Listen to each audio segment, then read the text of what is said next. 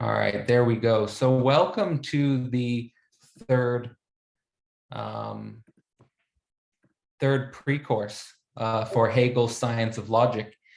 And in this overview, we're not going to be diving into Hegel's own thought. We've covered the formative moments of his thought, that is in between 1801 and 1807. And we've also gone into the phenomenology of spirit, which is a crucial text, of course, in the history of his thought, and represents a phenomenological turn. Today, we're going to be going into a little bit of background on German idealism, some of Hegel's contemporaries, well, one of Hegel's contemporaries, Fichte, and one of sort of the father of German idealism, you could say, Immanuel Kant.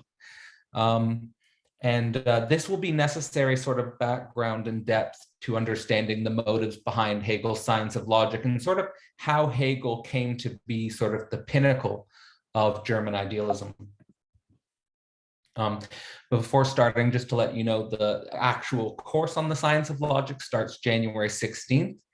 And there's a bonus Christmas sale, which is extended till today. So if you haven't yet purchased and you want to get in on the sale, I'll leave that up on the site until December 26th, North American time, let's say. Okay, so again, we're midway through this pre-course session, and here we're going to cover Kant's critique and Fichte's freedom. And here, situated within the context of this pre-course, these pre-course sessions as a whole, getting some background on German idealism and getting some greater insight into Immanuel Kant's metaphysics and Johann Fichte's concept of freedom is here really a good middle term for the entire pre-course session, as sort of session 4 and session 5 will both be more focused on Hegel's response and the beginning of his logic. So this will be really good, a teaser material, let's say, before we get into the, let's say, the meat of Hegel's own logical arguments. Okay, so again, Kant's critique, Fichte's freedom. We've got Fichte and Kant there on the right-hand side. And again, I think it's always important to consider and reconsider the age here at which Hegel's writing. The formative moments were in between the ages of 31 and 37. The Phenomenology of Spirit, published when he was 37, and the Science of Logic, coming out in 3 volumes while Hegel's in his 40s. We should also note, if you look at Hegel's bibliography, there are several important lectures that Hegel gives after the Science of Logic and before his death, while he's in his 50s, which definitely I hope to get to in the course of Philosophy Portal's life and maturation. Okay, so here with Kant and Fichte, considering these two figures, we've got Kant here, who died in 1804. So he's not alive when Hegel publishes the Phenomenology of Spirit. I think that's important to consider. Also important to consider that a lot of Hegel's Science of Logic is really directed towards Kant. So, Hegel has his eyes on Kant. Hegel read Kant very deeply. He knew that Kant was the father of German idealism, and Kant never had a chance to read Hegel's greatest works. So I think this is important to take into consideration historically, especially because we should think in terms of, we should always take into consideration sort of the people who great minds engaged with intellectually, who they negated, who they critiqued, who they deconstructed. And also consider perhaps what that figure might have said retroactively. So for example, if Kant had had a chance to read Hegel, what would Kant have said? If Kant had had a chance to read the Phenomenology of Spirit or the Science of Logic, if he had a chance to go into Hegel's critiques of his own philosophy, these are the types of things to be considering when you read the Science of Logic and throughout the Science of Logic course. On the other hand, Fichte is much more Hegel's own contemporary. Although older, 8 years older. He's 45 when the Phenomenology of Spirit comes out. And so Hegel and Fichte had a much more, let's say, lively interaction. Hegel and Fichte had a much more engaged relationship, as did Schelling. And I'm not going to be covering Schelling in this pre-course series, but that is the commonly recognized fourth member of the German Idealist Quartet. And it's really worthwhile to expose yourself to the, let's say, ecology of German idealism. There are many other figures, and I'll make sure to bring up those figures throughout the Science of Logic course, since Hegel will engage with them in the text. But just know that this is a diverse ecology of minds. There's many ideas in competition here. And yes, in many narratives, Kant and Hegel rise to the top in terms of the, let's say, profundity of their systems. But there are many ideas here on offer, and I hope I can do some of them justice here today. So let's start with Kant's project. What I want to emphasize first is that what's really crucial to emphasize is that Hegel's logic cannot be interpreted as a classical or a pre-critical work of logic. And basically what that means when we're thinking of classical logic, we're thinking about an understanding of a sort of objective being, in sense of a being which exists independent of subjectivity, a being that exists as a sort of totalizing one. The image there you'll see next to classical logic and objective being is the image of Parmenides. And of course, studying Parmenides is an important foundation for philosophy itself, and Parmenides himself comes up in Hegel's Science of Logic. What's important to take into consideration is that Parmenides' notion of being is a classical example of an ancient notion of objective being. It's basically a one which is sort of perfectly consistent and whole in itself, and again, has a sort of existence or has a sort of primacy over and against the existence of subject's existence. And in that, in some sense, is what classifies it as pre-critical. And we'll get into this in great detail, but Kant's project is seen as a critical project. So pre-critical basically means it's a view which does not question the relation of subject and object. And so when we enter into Kant's metaphysical system, we're getting into critical metaphysics. We're getting into the relation between subject and object. And oftentimes in modern, like I'm talking about contemporary philosophy, we are considering Kant's project and the consequences of Kant's project under the idea of correlationism. And correlationism basically means you don't know anything of the object independent of the correlation between subject and object, the way in which subjective reflection is coloring, our understanding of the object. And this is, again, one of the crucial distinctions which separates sort of modern logic from pre-modern logic. It's basically the to simplify to the extreme. Critical means you're introducing the subject. Now that's interesting, because what becomes the crucial notion in Hegel's logic is negation, negativity. So there's this way in which introducing the subject, introducing criticality, is questioning, testing the object, not assuming it's a priori being status independent of us. So Hegel's project falls within Kant's critique precisely for this reason, that Hegel accepts Kantian correlationism. Hegel is a part of a much larger philosophical movement, which we have to give credit to Kant as the father of this movement, where philosophy is no longer a general science of being. Now, this is so crucial, and I want to emphasize this, is that many scientists today who recognize the limitations of science later on in their career, and they, let's say, try to become metaphysicians without reading the history of philosophy or without understanding the foundations of metaphysics, what they'll often fall into is they'll transition from a reductionist scientific practice, whether that be physics, whether that be chemistry, whether that be biology, whether that be psychology, and then they'll start to become general scientists of being. This means that most scientists who end up seeing the limitations of science and then trying to become metaphysicians, what they end up doing is they end up becoming ancient world philosophers. That is, they engage in a general science of being.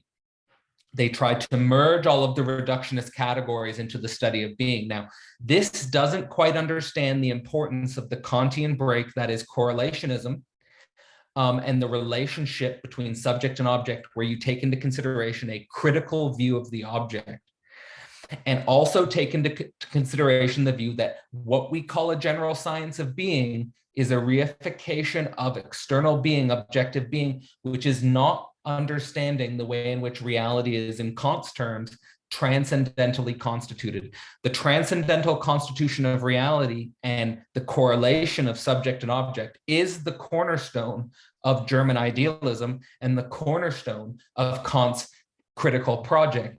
And this transcendental constitution of reality, of course, refers to something I've brought up in previous lectures, that being Kant's a priori categories, and the way in which what is presumed to be an external objective being is in fact constituted for Kant by categories of the understanding. All right, so going deeper into Kant's project here, Kant approached knowing from the point of view or the metaphor of mental space.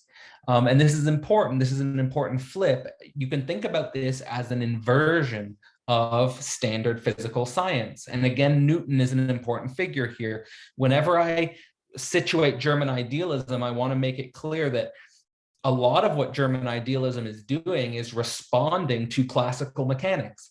They're responding to the emergence of science. They're responding to the emergence of materialism, of Newtonianism.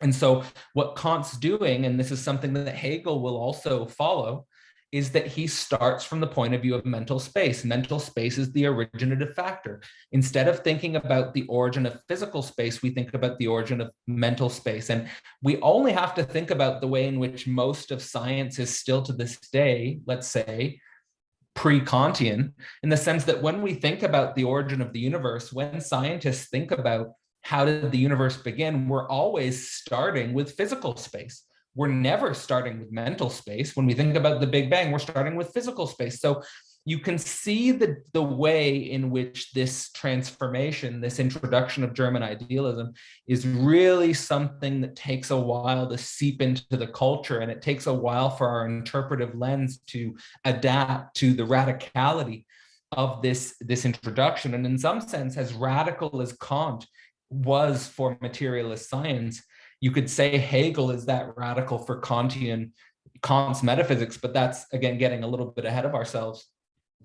What's radical here is that the general science of being, what previously was considered, let's say, ancient world philosophy grounded in Parmenides' notion of being, is now divided, introducing the subject. And you can think here, when you think about the start of thinking from the point of view of physical space, you can think about one external being, which is shared and common to all subjects.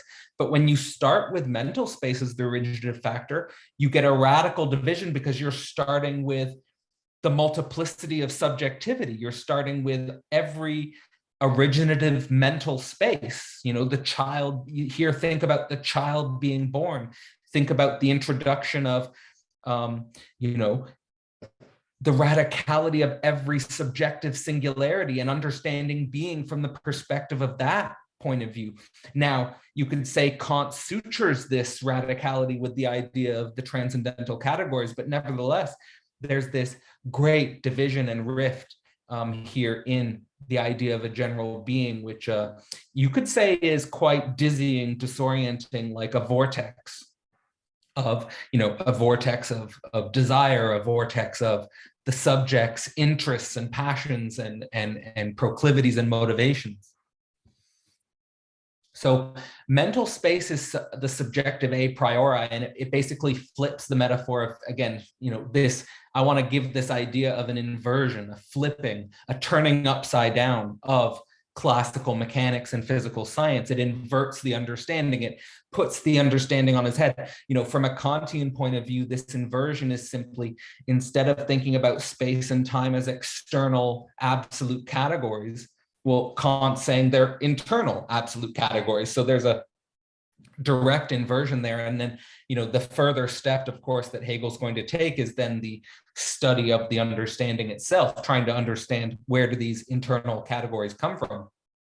But again, before we get ahead of ourselves, this representing of externality, thinking about things from the point of view of the mind's objects. Now, this is really important because when we think about, again, this idea of space and time as these objective absolute categories existing outside of us, well, they're not the mind's objects, they exist independent of the mind. Well, here, German idealism is saying we have to think about this from a relativistic perspective, from the perspective of the mind.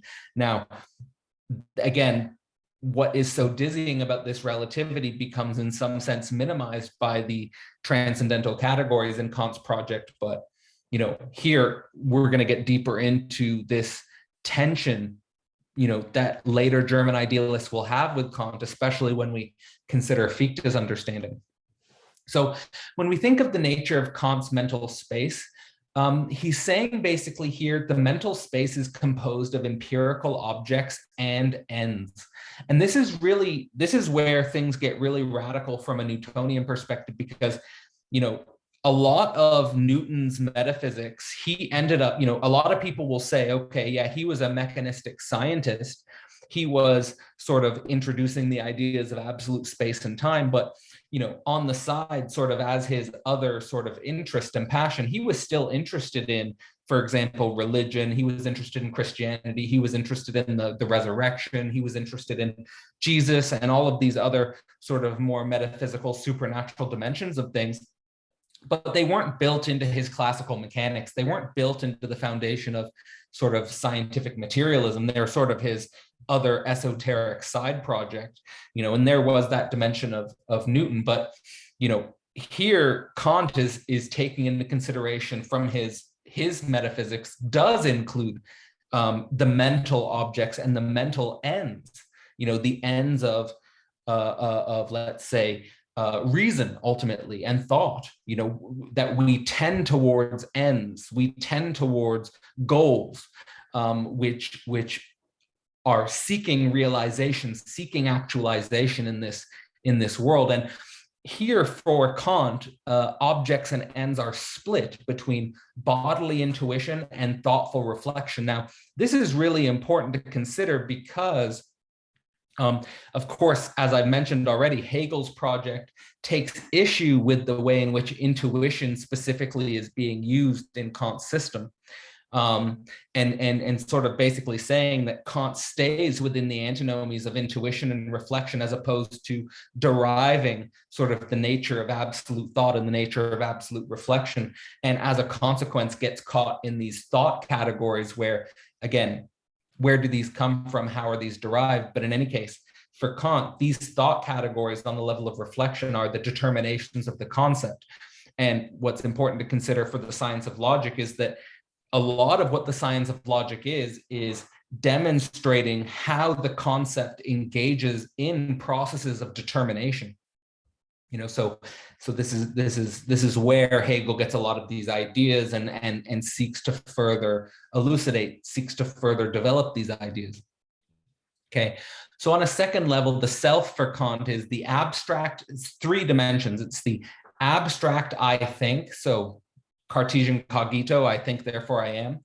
The field of experience, the concrete field of experience. Perhaps for Kant, Descartes didn't take this into consideration sufficiently.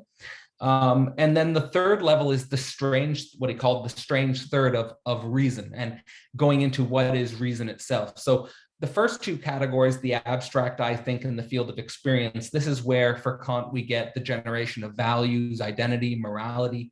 But then the space of reason, and I think this is really crucial here for understanding German idealism, is it plays with, contrasts with sense experience, namely what might be, what could be. So again, here you get like the kingdom of ends, like here's the givenness of sense experience, or what in Hegel will be called the immediacy of sense experience, but then reason can play with what's given to it or what is immediate to it in sense experience and attempt to derive through reason some alternative pathway, some alternative possibility. And it's this for Kant and up through Hegel, this capacity to play in the space of reason, which is really what makes us human, I suppose, and what sets us apart, and what is central to their metaphysical project. And I want to emphasize here the historicity of this project is that think about how radical it is to posit that the ends are mental objects and that every human has a space of reason where we can play and contrast sense experience, what might be, what could be. In the political climate of their time, think about living under a monarchical political regime, and you're telling every subject that they can play with their space of reason, what might be, what could be, that you can contrast what is with what your reasoning is and posit your own ends. That's very radical. And as this metaphysical project gets more widely discussed, as this metaphysical project gets a larger and larger readership, you can easily see how the end result of this project is something like communism, because everyone starts to question what the political authorities, what the given social structure of a time is telling them could be or might be or what is. You know, people start to play around, people start to think. And this is really the essence of German idealism. People start to think. Okay, so Kantian reason is basically here saying that the ultimate idea for reason is the moral idea of a kingdom of ends, and that for Kant is a universal state. And you'll see this stated explicitly in Kant's little book, which I highly recommend people pick up, which is called What is Enlightenment? And you get this idea of a universal state as a rational project, and also Kant's entire philosophical project culminating in the idea of the categorical imperative, which is basically a rational project for universal law of action, that you should act in such a way as that you could reason this becoming a law for all subjectivity. Now, Hegel will, of course, start to question this idea, the ends of Kant's project, the idea of the categorical imperative. He starts to dialecticize morality itself and the science of logic, and in the phenomenology of spirit, he does that a little bit as well. And actually, in the phenomenology of spirit, he refers to Kant on questions of morality in the spirit chapter in a way that I think is important and telling. But in any case, you know, for Kant here, the crucial level of reason is here. And you can see also how Kant's philosophy, how Kant's metaphysics allows for the type of world that we live in today. In many senses, as it relates to the humanities, not so much the sciences, but certainly in the humanities. Let's say in the sciences, we live in a Newtonian world, and that world got ruptured by Einstein. But in the humanities, we live in a Kantian world. And so we do have the, you know, when we think about the United Nations, when we think about international governance, when we think about many of the dimensions of the general humanist project, you could say these are Kantian ends. These are Kantian goals. This is a Kantian metaphysics which is being upheld. And you could say also that the contemporary neoliberal world order would be potentially threatened by, let's say, leaving the Kantian metaphysical frame for, let's say, a Hegelian or a Marxist, certainly, metaphysical frame. Just want to connect this with the depths of the way in which these philosophies end up influencing global politics and the way we conceive of our social order. In any case, for Kant and Kant's metaphysics, there's the distance from the thing. Here, the thing would be, again, the categorical imperative, the establishment of a universal law of action, allows experience while maintaining objectivity, because what we are objectively striving for is this categorical imperative, this rational world order. And that sort of maintains, you know, experience. And then we can enter sort of like the deeper questions. Well, does that mean once this has been achieved that we then go beyond what is human experience? These are the types of questions that might open up, or at least open up for me as I'm reflecting on Kant's project in the context of also what we'll get into with Fichte and how he's conceptualizing this relationship. Ultimately here, now we have to consider Kant's thing in itself. So Kant's thing in itself is sort of proposed as a type of transcendental other, as a fixed point of reference. And it's presumed as a fixed empty point, not as a sort of substantial other, or not as a, actually existing, let's say, material bulk, which we could know with our categories. He precisely says that we cannot know the thing in itself, that we are barred from knowing the thing in itself. But that what is possible for us is a type of phenomenal objectivity, that we can interpret the appearances as opposed to getting at something in itself. And so it's interpreting the appearances where Kant will place the antinomies, the rational antinomies. And again, Hegel will then only simply be introducing a perspectival shift on this interpretation of appearances, saying that the rational antinomies in the appearances, or what Zizek will often say as appearance qua appearance, is the dimension of the thing in itself. But I just wanted to emphasize here in this image on the right-hand side, we have this very famous image of a man trying to go beyond the appearance of things to the supersensible beyond. And this is indeed what Kant is sort of barring us from, that we cannot get beyond what is given to us in the appearances, that we can, there is no, well, there may be a noumenal beyond, but that is not accessible to us. That is not, accessible to our rationality. And so just here contrasting this image, because there is a deep desire in the human species to question the givenness of appearances and to posit some supernatural beyond which we might be able to have some contact with. Of course, this is the foundation of religion. And in that sense, Kant can be seen as an enemy of traditional religion. But at the same time, there are paradoxes, which we're going to get into when we consider Fichte's point of view on the same set of circumstances as issuing from the Kantian project.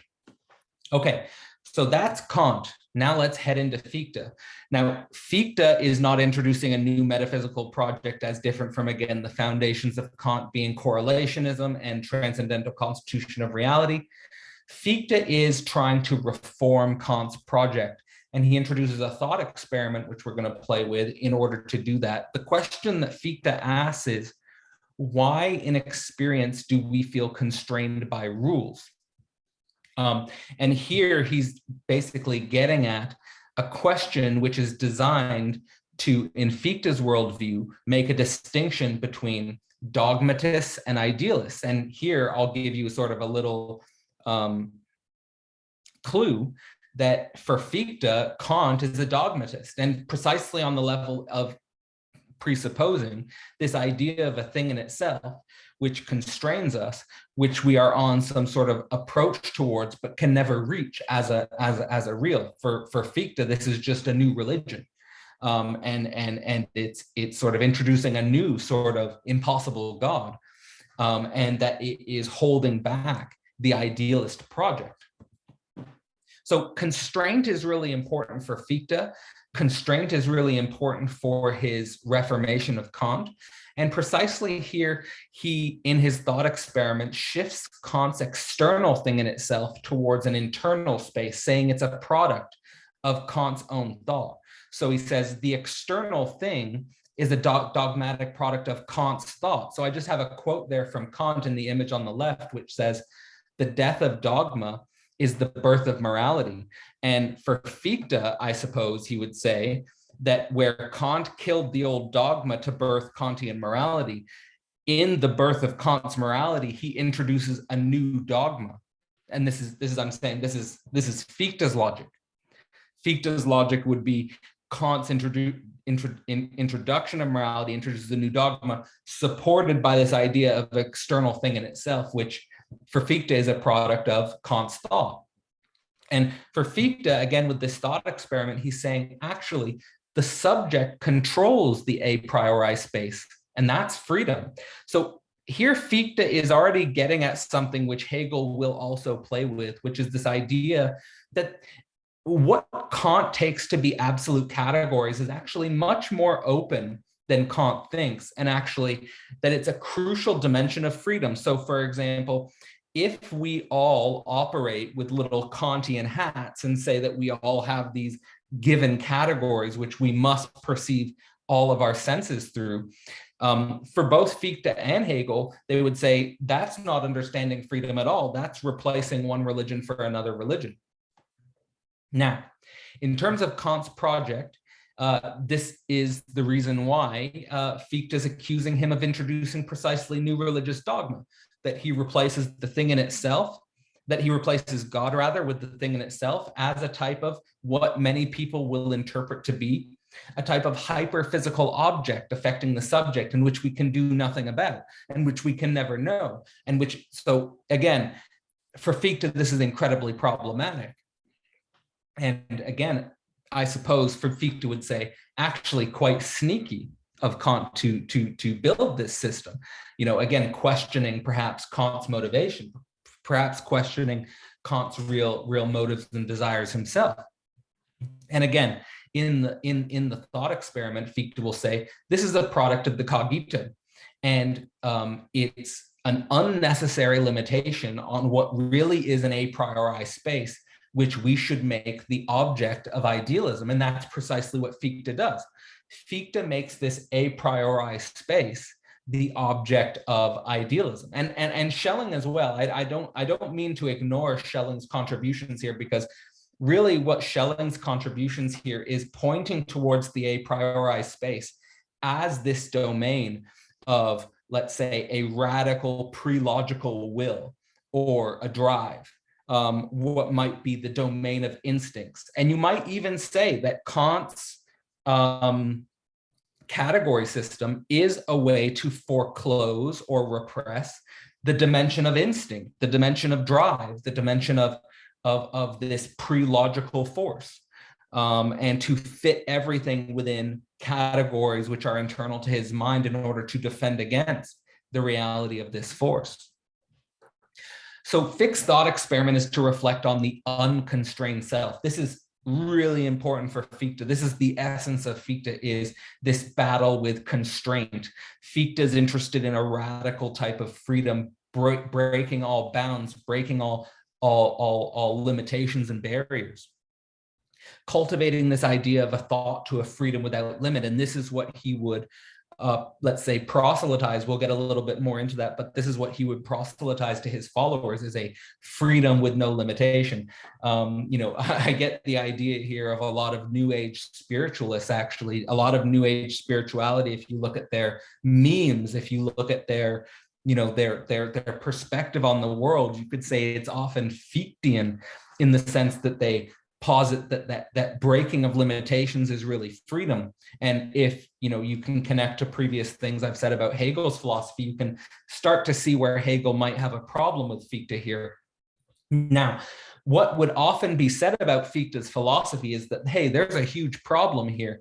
The idea here is that the distance between thought and freedom that, you know, you're setting up in your system is actually the condition of experience. In other words, if you achieve or actualize this type of freedom with no limitation, if you have this type of absolute freedom, then you no longer have an experiencing subject.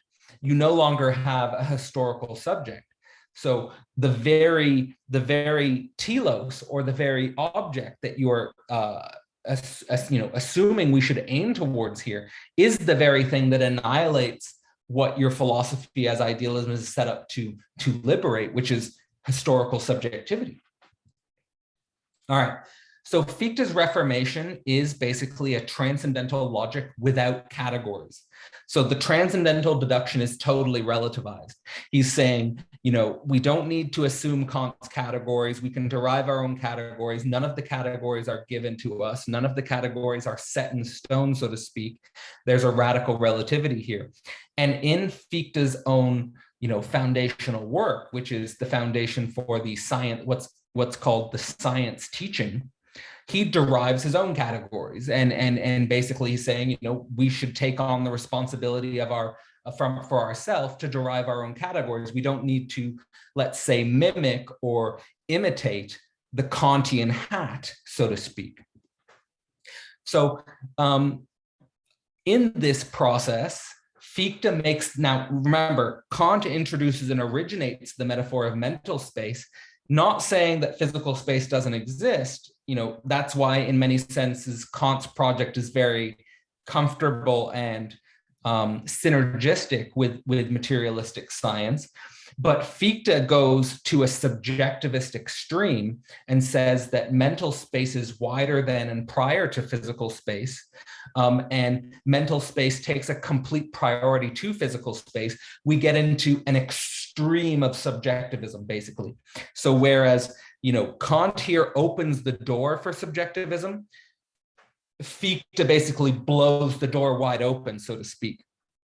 And again, Fichte's notion of freedom here abolishes the idea of conscious experience itself, because it's kind of like a psychedelic trip. Like if you take something like DMT, it's kind of like the freedom is so strong, the experience is so strong that it just abolishes all of your conscious experience itself. You're no longer a historical subject. And, if you take Fichte's philosophy to its extreme, it's basically we're all in this transcendental state of absolute freedom with no limitations and no barriers on our historical subjectivity. And, I'll let you sort of be the judge on whether or not that philosophy is something which, should have, let's say, a wider endorsement or a wider following or a wider sort of influence. Now you could also see on the other hand where we ended up with Kant's philosophy is, well, we wound up with the sort of political, economic, and social reality that we see as sort of manifesting on, the 21st century stage of humanism and universal rights and United Nations and again, humanitarian aid, and all of these things fit really nicely within Kant's project. Now you blow it open to Fichte's project and well, what do we get? We probably have a universal Burning Man situation where the consequence of Fichte's project taken to its extreme is like the whole planet is like a permanent Burning Man celebration of absolute freedom, and there's no limitations on anything. So these are the radical differences of quite small, metaphysical disagreements on the surface of things. So again, let's take a consideration for a second on the positives of Fichte's project and the negatives of Fichte's project. Well, the positives of Fichte's project is that it emphasizes the individual responsibility for categories, saying that we can all derive our own categories, so to speak, and that Kant limits us too much in terms of the categories which he thinks are essential and necessary. Now, the negative side of Fichte's philosophy is that it becomes a freedom rhetoric, and actually many people will criticize Fichte for lapsing into sermonizing, that he will just become a type of prophet or priest or religious figure who is proselytizing for absolute freedom and saying that, hey, we're all free, you're all in chains. And you don't realize this a priori mental space is totally open to you and so forth. So, on the one hand, we have, hey, let's become more reflective about the categories we use to understand, our shared experience of reality. And on the other hand, you have this, lapse, let's say, away from philosophy. And here you see sort of how before Kant, you have philosophy as a general science of being. After Kant, you have this study of transcendental categories. And from Kant, you have the risk of, first Fichte's differentiation, where he starts to enter into what would be, classically considered religious territory, sermonizing and proselytizing, absolute freedom, and so forth like this. So, we have to be aware of very small distinctions. And, in this ecology of German idealism, there are many mistakes on either side of the road. And, you can see why Hegel will start to appreciate and consider in great detail the importance of dialectical thinking in his way of approaching logic. All right, so here to end, I just want to sort of give it a taste of how Hegel responds to Kant and responds to Fichte, which, to be fair, I've already sort of infused a lot of Hegel's thought throughout this presentation, but Hegel accuses Kant and Fichte. What they share is, for Hegel, producing a too abstract notion of the I. That's his central critique of both Kant and Fichte. Now, the nature of this abstraction is dialectically split. So, for example, he'll say Kant's I is too abstract because of the categories, but Fichte's I is too abstract because of his notion of freedom, which is totally impractical and totally, unrealistic. It totally annihilates what it sets to understand, which is the historical subject. So here, for Hegel, neither Kant nor Fichte are really thinking.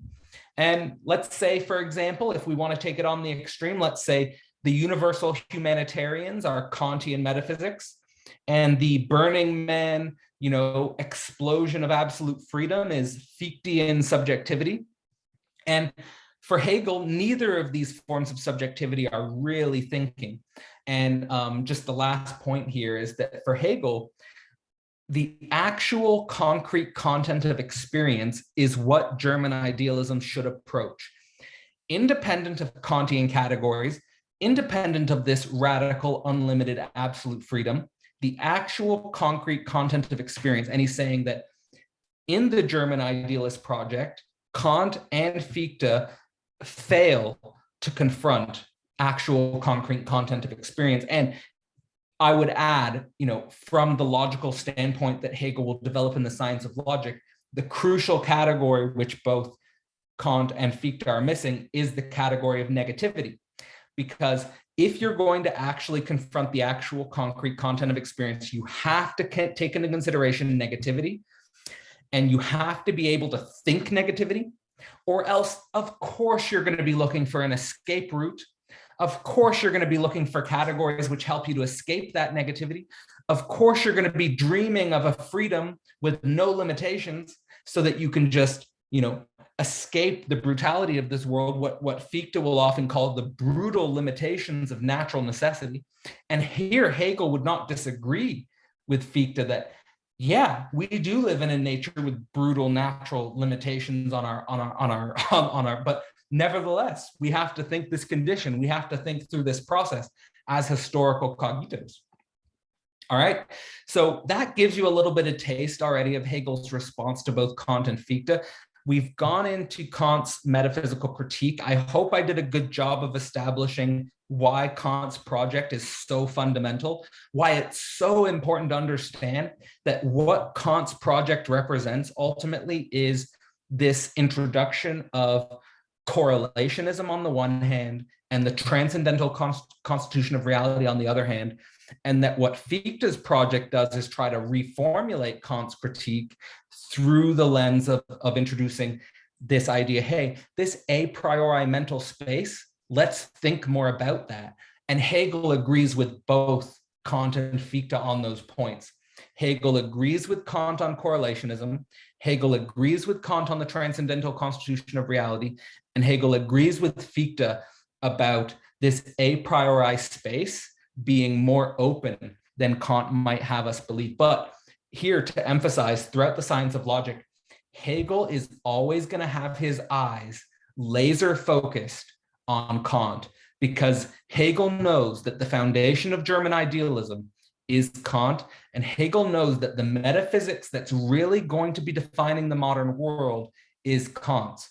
So, as I've tried to argue, that has ended up being the case. Kant's metaphysics does constitute our global space. And here, when we read the science of logic, let's be aware of this, and let's be aware of how really small changes to this metaphysical project can have enormous and potentially destructive consequences. We have to be careful, and that's why it's important to always take into consideration dialectical logic. All right, so that was that third pre-course session. Again, Science of Logic course starts January 16, 2023. There are 4 tiers available: recorded, live, expert, and one-on-one.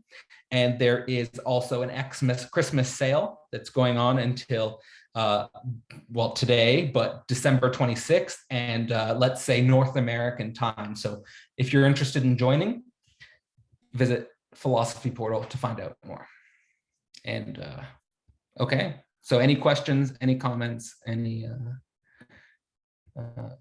I'll stay for 30 minutes, or as long as there's questions, you know, or anything. Yeah, I have a question in regards to kind of thinking negativity. You said with Fichte that he kind of does takes Kant's thing in itself and internalizes it to some extent. So the mental a priori space is internal, which then opens up this dimension of freedom. Do you see that as kind of thinking negativity, at least partially, or why, or is he sort of supplanting it with this unconstrained positive notion of freedom? How do you see that? And how do you see Hegel thinking negativity dialectically over? Oh, how does that sort of differ from Fichte? Yeah, so super like I really enjoyed making this presentation, and I was getting into it there while I was giving, because it's so fun to play around with what were the small distinctions which were really, you know, getting them, you know, motivated, and what were they arguing about, you know, in their college dorms, you know, like what were they, and that's for real, like Fichte, Hegel, Schelling, like they were all sort of, you know, going through this German idealist tradition and learning Kant at the same time. And in any case, so, you know, really here what Fichte is taking issue with is the same basically Fichte, like you can imagine Fichte and Hegel as college students or as young minds, and they basically where they agree is, hey, where does Kant get this thing in itself from? Why are we assuming this thing in itself exists? They both totally are on the same page there. You know, there's no difference. What Fichte is basically saying is, let's pay more attention to where these thoughts are coming from in the first place. Let's go to this a priori space. And even like, I'll throw Schelling again in here as well, because Schelling emphasizes this pre-logical will, pre-logical drive. So, you know, they're all sort of in agreement here that Kant jumps too quickly to his categories, and Kant jumps too quickly to this thing in itself. Now, what Kant's basically setting up in this thing in itself, and the relationship between the thing in itself and our reason, is, let's say, the modern political space. And now the modern political space is in some sense, you know, again, the political space that we've come to know on the global stage through the UN, humanitarianism, and things like this. And for Hegel, Fichte's just taking this notion of freedom too far. He's basically becoming Kant's opposite, you know. And so Hegel's like, again, they're in the dorm. They're like, yeah, don't know about this thing in itself outside of us, not sure where it comes from. Fichte's like, hey guys, what if we're absolutely free? And and Hegel's just like, so you just go in the opposite direction. So again, there's this way in which Fichte, and so this is really important as well, is when we negate the father, this is so crucial because, but when we negate the father, there's a huge risk in becoming a distorted opposite, which is actually a lower form than the original father, let's say. Like, so, and that's why when Hegel's actually developing his science of logic, his eyes are still set on Kant, not Fichte, right? He knows Fichte's reacting too quickly against Kant. He's saying, no, you're just becoming the opposite of him. You're not really thinking. And so we have to set up this. So in regards to Hegel with dialectics and negativity, is that on the one hand, Kant is almost like the conservative Christian who is sort of identifying with a fixed set of categories in order to prevent thinking the pre-logical drive. And then Fichte is like the crazy burner who's like, let's all get naked and have a frigate, let's all do DMT. And then Hegel's like, oh God, we gotta think a lot more here. It's like, we got a lot more thinking to do, guys. So there's a way in which both are identifying with certain positive norms. On the one hand, Kant's got sort of the norms of, let's say, mechanistic categories, space and time. And Fichte is the norm of no norm. And that's like the paradox where, like, I would even say like a lot of like new age spiritualist types will fall into that. Like I hate my office job, let's go to Burning Man. Like, it's that type of energy. It's like the norm of no norm and stuff like that. So we've got to be aware of the traps on both sides. And again, I think there's, I guess, different species of negativity at work here, which Hegel would point our attention to. I hope we'll get to you, James, now. I just want to, hopefully I got to your question on how does Hegel approach the negativity of things. I think in regards to the species of I think we should think about these as species of negativity in modern political terms, where like the negativity that Kant's probably facing, I would assume, is like, you know, very simplistically, his own libido, perhaps. The negativity that Fichte is experiencing is probably this feeling of social constraint. Like, I don't want to be socially constrained, man. Like, I got to think outside of the box, this type of thing, like very simplistically. James? Yeah, I just wanted to build on that and just ask if can we think about this in terms of pure being and pure nothingness, like, you know, Kant being a pure being, representing that, and, you know, and Fichte being like a pure nothingness. And I guess if so, I feel like, you know, there was a part in this Science of Logic where Hegel says, like, you know, so that, you know, the absolute separation of these two things or something is akin to sophistry in some sense. And then, yeah, I guess I just wanted to relate it to, I guess, some of the themes that we're dealing with. But what do you think? Absolutely. Yeah, I mean, yeah, if you have anything more to add to that, or I can respond to that. But I think absolutely, that's a really nice idea, and a really nice idea to go straight into the Science of Logic with is, let's again, now I'll respond by sort of saying, if the pre-Kantian philosophy, pre-critical, pre-correlationist philosophy is positing like a pure, on the one hand, you got, like, say, Hegel will use the example of the pure being of Parmenides, and he'll say the pure nothing of Buddha. And he'll say this is sort of like the setup for like the pre-critical, pre-correlationist view of things. Now, you could say that with Kant setting up a sort of modernist metaphysics, which is based on, again, correlationism and the transcendental constitution of reality, that he quickly then shifts the pure being into a subjectivist correlation. You know, so he in some sense, Kant and Fichte recapitulate Parmenides and Buddha just in a modernist twist. Like, so I like what you're saying here. Like, so I'll say, like, just, and here I'm just sort of like trying to build on here how Hegel's relating to these categories at the beginning of the Science of Logic. Yeah, it's almost like Kant and Fichte fall into the same ancient trap, just with a modern flip. And now again, I want to emphasize the way in which, like, the type of metaphysics Kant introduced and the type of metaphysics that Fichte introduced, we see many subjects like this today. So that's why I'm saying it's got a modernist twist on it, because like the Kantian subject of like, let's have a universal rational state of human rights. You know, like that's a Kantian, like there's so many subjects like that.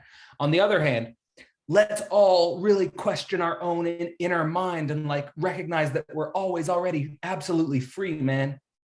Like there are also a lot of subjects like that. So that's the modernist twist. You wouldn't necessarily see the ancient world subjects thinking like that. Like they might not read Parmenides and think, hey, let's have a universal human rights and stuff like that. Because it's not substance and subject.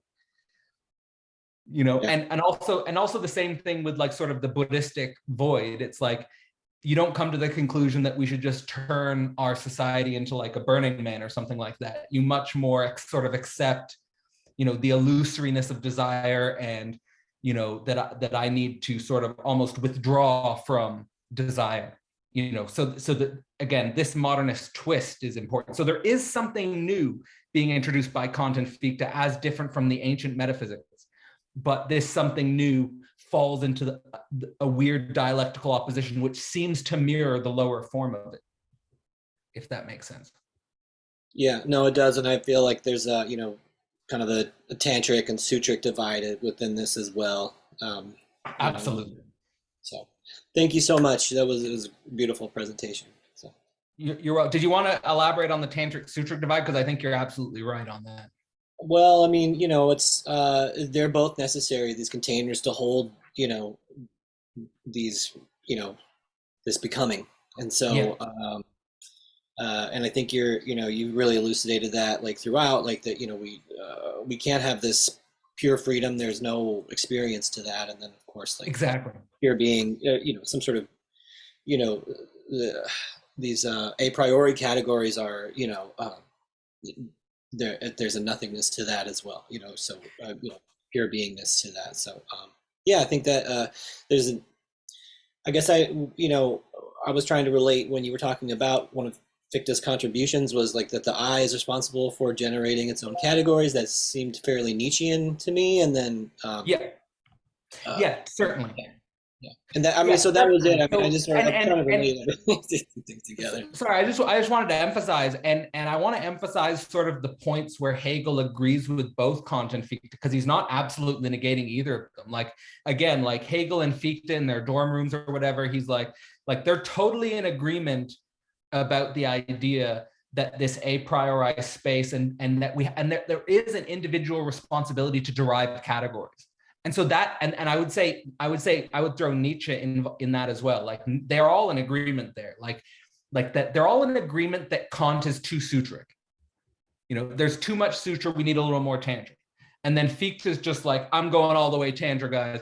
And then the thing is like, and I understand both those forms of subjectivity, right? And like, let me just give a concrete example of what Hegel means by saying you can't, like, Hegel's like telling Fichte, you can't set up a philosophical system where the goal of your system ends up eradicating historical subjectivity itself. Because it's basically like, for example, instituting a philosophy which reifies like the DMT trip, because like for example, when I did DMT, it's like Cadell as a historical subject is not there anymore. But and it's worth philosophizing about that, right? Like, it's not like that's not worth philosophizing about, but that doesn't work as a totalizing metaphysical approach to historical subjectivity. Dawson? Hi, yeah, so I wanted to expand on this idea of Fichte as a thinker of kind of just this freedom as kind of a spurious infinity of like the self-positing I doesn't have a sort of endpoint or any sort of blockage, because you're saying about how this idea of constraint is important in Fichte, which I think is correct, of like, and I threw this in the chat earlier, but about the idea of anstos, which he uses as a term for both restriction or check on that self-positing I, but also a contradictory meaning for it's also has like a stimulating effect, which I think the parallel between Nietzsche and Fichte is really, really strong there. But I just wanted to say, like you were saying about how Fichte doesn't really fully conceptualize how this self-positing I operates in a historical limited subjectivity. And so I was wondering if you could maybe, in consideration of that idea of like anstos as check, restriction, go into maybe what you think are some of the limitations on that realm of activity that's generated by it. Absolutely. So like here, like in regards to like the literature I'm most familiar with, I would recommend, I don't know if you've already read it, maybe you've already read it, but Zizek has an entire chapter in Less Than Nothing called Fichte's Choice. And I would just highly recommend that chapter, because that's where he sort of emphasizes, like, where Zizek tries to save Fichte is with the concept of Anstos. And he tries to say that Fichte's notion of Anstos is here as exactly the way you're describing it, is something that he'll see as a precursor concept to Lacan's notion of the objet petit. So at least that's how Zizek's approaching it. And it is sort of like as a check or a restriction or as a bone in the throat, limiting historical subjectivity. It's just that, at least how I understand Fichte's philosophy, the ultimate term in Fichte's philosophy is the absolute I. Like that there's this I with no limitations. And so like there's this idea that the Anstos is a barrier to a non-Anstos situation, whereas someone like Zizek, I think, would universalize the Anstos. That's my understanding. I don't know if you want to respond to that. No, yeah, no, I think that's great. Right. So it's just, I think, like the way so it's like the logic here as I understand it, and let's use as general language as we can. As historical subjects, we experience constraints. As historical subjects, we experience obstacles and limitations. There's a tendency, and I see this in my own mind as well, when I'm experiencing an object constraint, when I'm experiencing a limitation or an obstacle in my way, I constantly imagine a state where that obstacle is eliminated, and I'm free of all limitations. Like, so for example, like, oh, like, let's say money. It's like, oh, I'm free of all limitations of money, and I just have infinite money. There's this deep drive in us to take the obstacle and imagine a state with no limitations. And the paradox of that is like, and you can see this if you like study the psychology of people who have a lot of money, is that they still experience their own object constraints, just in different ways. You give people a lot of money, and it's not that all the obstacles disappear, it's that the obstacles transform in different ways. They experience different obstacles in their way and so forth. So Max, do you want to go? Yeah, so just on this, coming back to this beginning that Hegel has in the science of logic of being and nothing. I'm just struggling to think being, and I was reading the Di Giovanni introduction, and he says here, just in the chat, on Hegel's analysis of both Kant and Fichte, the problem is that the I that figures so prominently in their theories is too abstract a product of conceptualization. It means to say much, but in fact says nothing. To avoid Fichte's inevitable slide from logic into rhetoric, one needs a kind of conceptualization that permeates that facticity. Then the only avenue still open to him was to comprehend the facticity discursively without intuition or myth-making. And then Di Giovanni goes on to start to talk about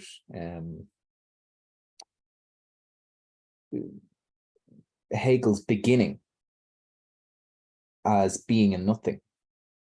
But how does Hegel's beginning with being and then going to nothing relate to this idea of the I and what Di Giovanni is saying here? Yeah.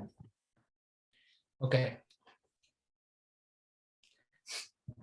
I think the simplest way to answer your question is that Hegel's saying, one, he's trying to derive a notion of the I, which is true to the I as we experience it in history. And he's saying that that I is a becoming. So he's saying that's, so where Hegel begins with being a nothing, but from the working through of the contradictions of being and nothing, he comes towards a new form of becoming or concrete determinations. And his becoming is constantly constituted by concrete determinations which dissolve and reconstitute themselves, and basically a becoming that contains being and nothing.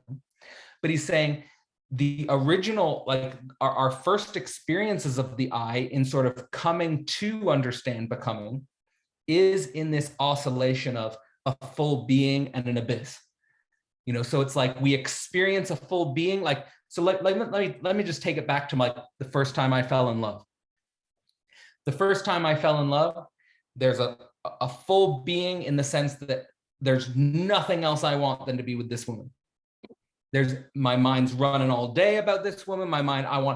She wants to do something, I'm there, right? It's no questions about it. Then you get broken up with for the first time and it's just like abyss. So now that's an example, but now I could give another example is if you have, I also had the situation of a deep attachment to food. That's like the absolute being. And then to try to wean myself off that, I went into full fasting mode, the absolute nothing. So I'm saying with all of these things in our life, in order to come to terms, now everyone comes to terms with this in their own way.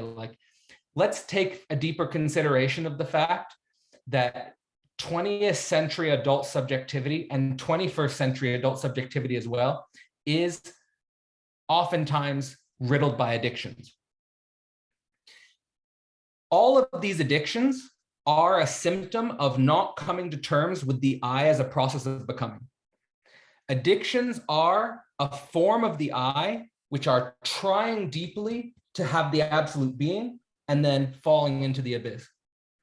And they can't yet constitute their I as a becoming. And, then the question is, that higher form of becoming, what does it look like? That I that has reconciled itself with what it is as a becoming, instead of unconsciously searching for that absolute being and having that fixation on the absolute being, falling into the abyss and so forth. Do you want to respond to that, or? Yeah, so is this then, as I put in the chat, A equals A is the being and A is not equal A is Fichte? Is there a sort of sense where being is identity and nothing is difference?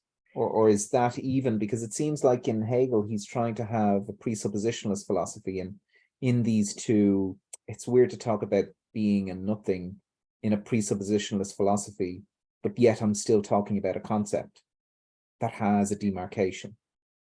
All right, so the thing is that, let me just relate to this personally first. I did not study classical philosophy or continental philosophy in the universities in my 20s. I was studying science, I was studying other fields. I came to Hegel at a certain point in my life, and presumably at a certain moment in my life, I'll move on to studying other things and be concerned with other things at a different point in my life. I'm not doing this so that I can identify with Hegel's concepts forever and always. I'm using Hegel as a stepping stone, probably to understanding myself as a higher order becoming. As that higher order becoming, what I am as an I, as a historical process, is categorically open. Right? I could fill it up with categories, I could speculate about what I'll be doing in my 40s, but I don't know. So we're not studying Hegel to permanently identify with Hegel forever. We're using Hegel as a stepping stone. And I think historical consciousness can use Hegel as a stepping stone. Is that stepping stone absolute?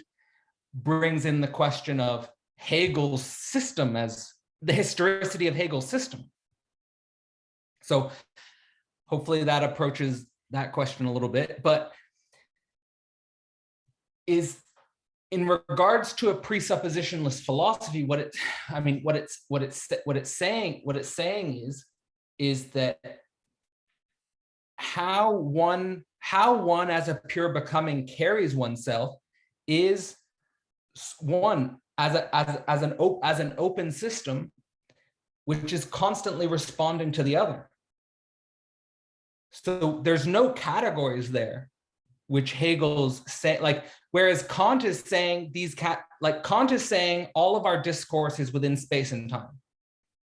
Hegel wouldn't agree with that. And then there are others, then the category system gets, and he's saying all of the possibilities for our thought, all of the possibilities for our cognition fall within these categories.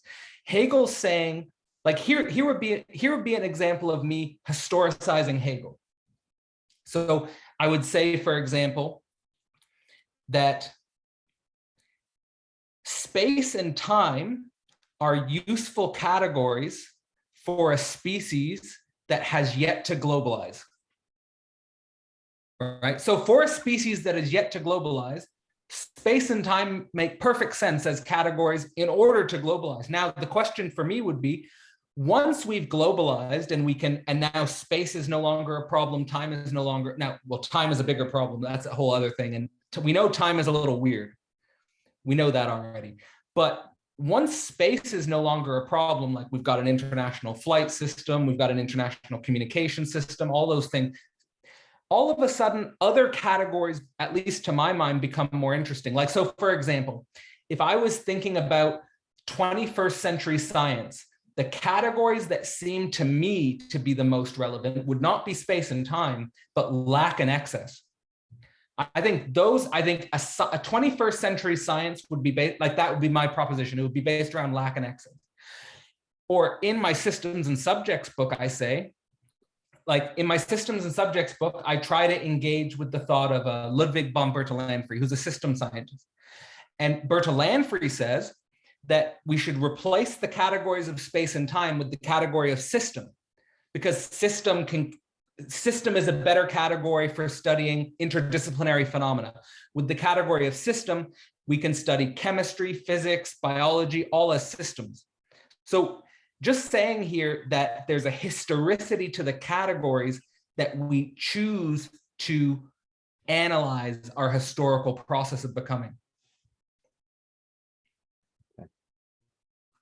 Did I give all right examples there? Yeah. Okay. All right. Any other reflections? Anything else that wants to come up?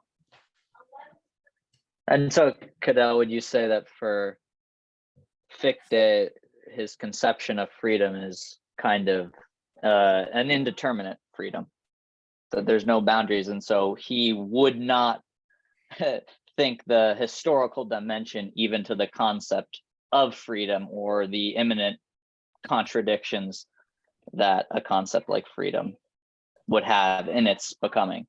Would that be fair? So let me just try to get this right. All right, so I'm going to try and build on James's idea that Kant ends up in pure being and Fichte ends up in pure nothing. So what Hegel says at the beginning of the science of logic is that being, pure being, is a determination which immediately becomes indeterminate. And nothing, pure nothing, is an indeterminacy which immediately becomes determinate. So they flip on each other.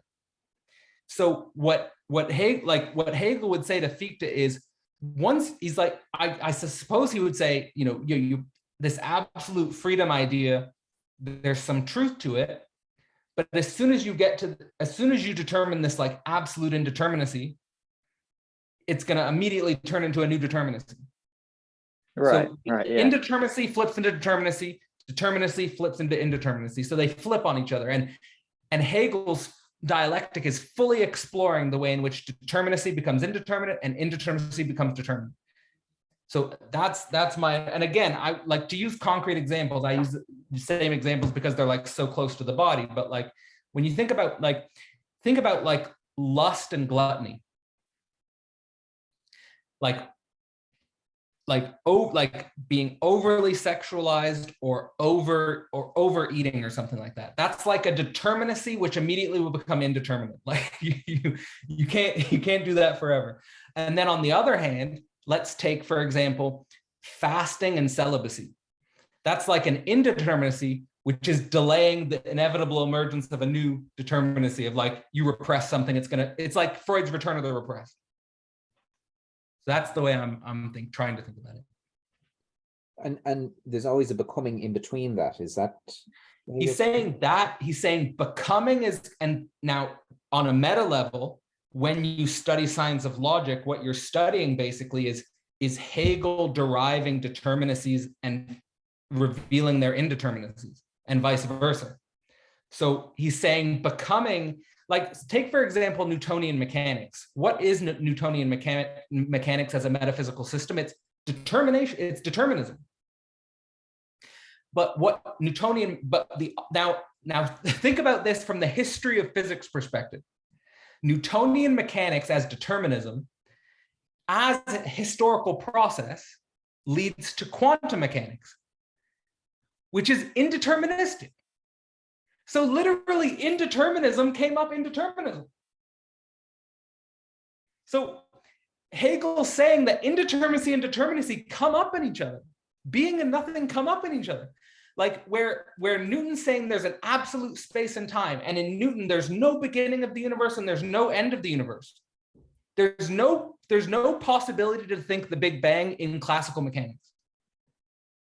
Classical mechanics will get you to the moon. Classical mechanics will not help you think the Big Bang or black holes. Right? It can't think the beginning of things and the end of things, because in Newtonian mechanics, there is no beginning and end of things. It's like an eternal space and time. Right? Whereas in quantum mechanics, what happens? All of being becomes non-being. Meaning, what are atoms?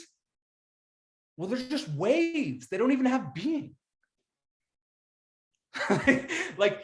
In other words, a determinate particle becomes a superposition of.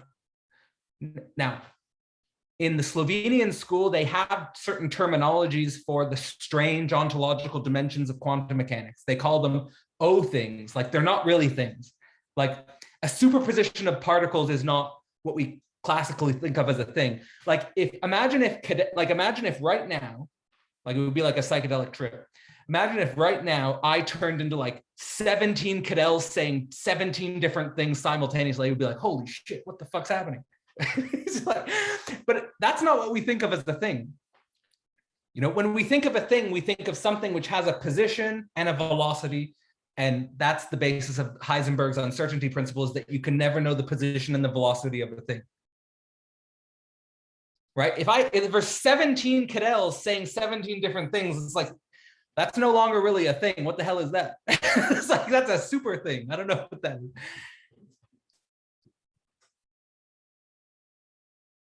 This is a fun line of thought. So if you want to respond to this, we can keep riffing off this. I have something that goes along these lines. Max has had his hand up for a while, though. I don't know if Fire ahead, Dawson, no problem.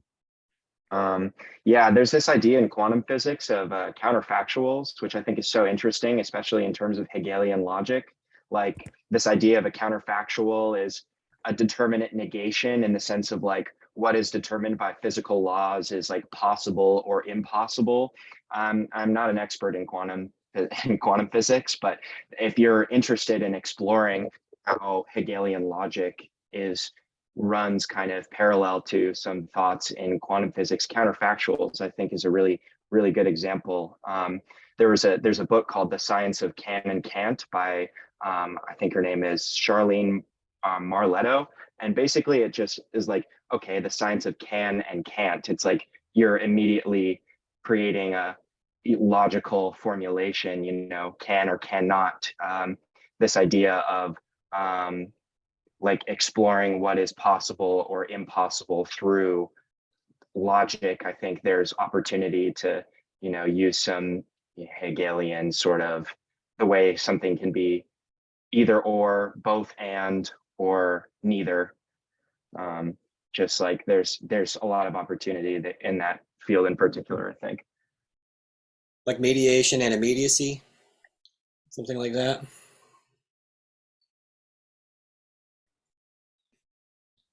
Just came up with the idea. I see there's a counterfactual thinking in psychology, which, I mean, I can make some connections there, but it'd be interesting to study this in the context of quantum physics.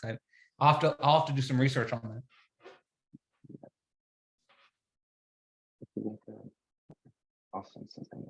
Yeah, my spontaneous, like, so here's like something that's like a cool, like here's like an example of like, this would be a cool project for like the Science of Logic anthology, would be like I don't know, maybe I'll write something about this or something along these lines, but it's something that's always interested in me is when you study the history of quantum mechanics, the same thing comes up all the time, which is that the science is sound, but the philosophical foundations are wide open. Like that's like the basic narrative. And my spontaneous intuition, which again, you'd have to work out in the concept, but my spontaneous intuition is that Hegelian logic and quantum mechanics go really well together. And well, I mean, I think Zizek has the same intuition. That's because one of the best chapters in his book, Less Than Nothing, is precisely the ontology of quantum physics, quantum mechanics. So I highly recommend that chapter as well. It's one of Zizek's, he stated himself, it's one of his favorite chapters he ever wrote, and certainly worth reading. There's a lot of cool ideas there. You know, and it's because, like, if you think about it, like if you think about Hegel's axiom for the absolute as the absolute is substance and also subject, that's kind of like the axiom of quantum mechanics. Like basically the axiom of quantum mechanics is like the observer and the observed paradoxes are all like throughout the whole field. So, hey, worth exploring these things.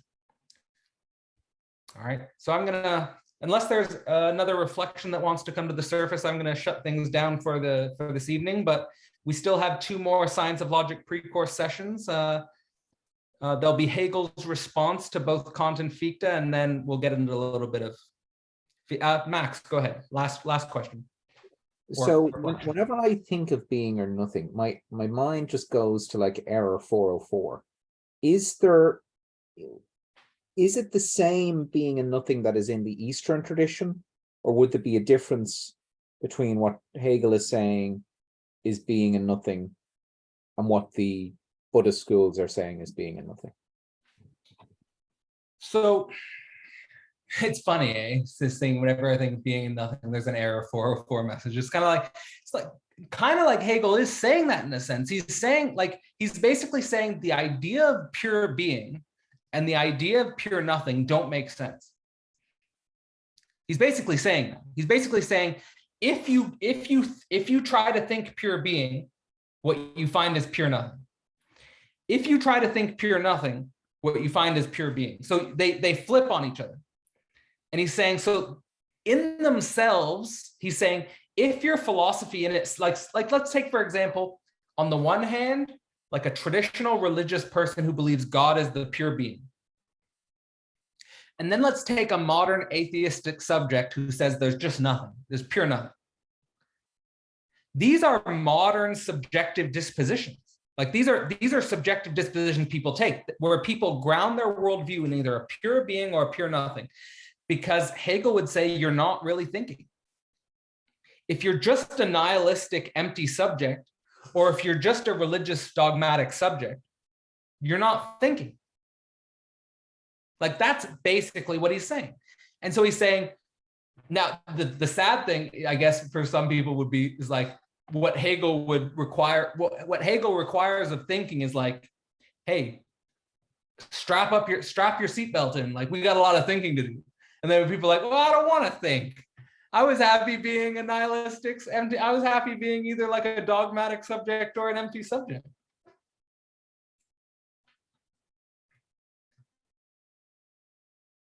And now, like another like big question for me, like on the same level for me, is like thinking like, does Hegelian logic provide some interesting foundation for quantum mechanics or something like that? Is like, when like a figure like Deleuze bases his philosophy on affirmation and becoming, is like, did he read the Science of Logic? It's like Hegel's like saying, like right from the beginning, like he's trying to think becoming. And then Deleuze is like, yeah, I'm anti-Hegelian, I'm thinking becoming, I'm really thinking becoming. You know, this is like, what's going on here? What's going on here? Like, again, like maybe Girard's mimetic rivalry here is coming up in my head and stuff like that. All right. He must have had to read it. He called his book Logic of Sense. That's another thing. The categories of logic and sense. It's like German idealism is based on those categories.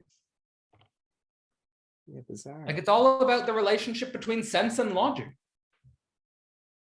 It's almost like Deleuze is like an unconscious repetition of German idealism. Like I still don't have the final answers to that, but it's something I'd like to probe into in the future. Yeah, for sure.